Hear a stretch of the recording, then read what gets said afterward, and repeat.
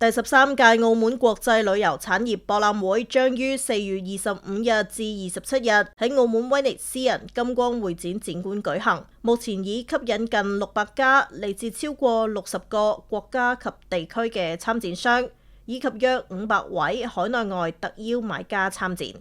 旅遊局聯同澳門旅行社協會4月10日下午於澳門科學館舉行新聞發佈會，介紹本屆旅博會嘅相關安排。所以今年都做咗好多嘅一個新嘗試啦，應該咁講。當然我哋都會持續咁打造一個綠色低碳嘅展會咧，以科技賦能旅博會，引入 AI 數字人同埋3D 嘅展會導航系統等等嘅。咁今年呢，我哋都會繼續組織一啲嘅特邀買家參加澳門同埋橫琴嘅考察活動啦。咁此外咧，我哋都會邀請咧來自海內外嘅超過成100位嘅旅行社協會嘅代表咧，去到參與相聚呢個旅遊業界嘅一個洽談環節嘅，同我哋澳門嘅旅遊業界對接洽談啦，拓展商機，亦都係參與考察嘅活動嘅。本屆旅博會展場面積有3萬平方米，將呈現6大嶄新亮點，其中包括首設體育盛事快閃店、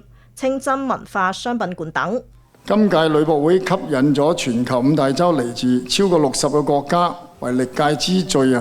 嘅展商參與。旅博會將立足澳門連動灣區，深耕內地，拓展東北亞、東南亞及南美等國際市場，增加社區旅遊消費總量，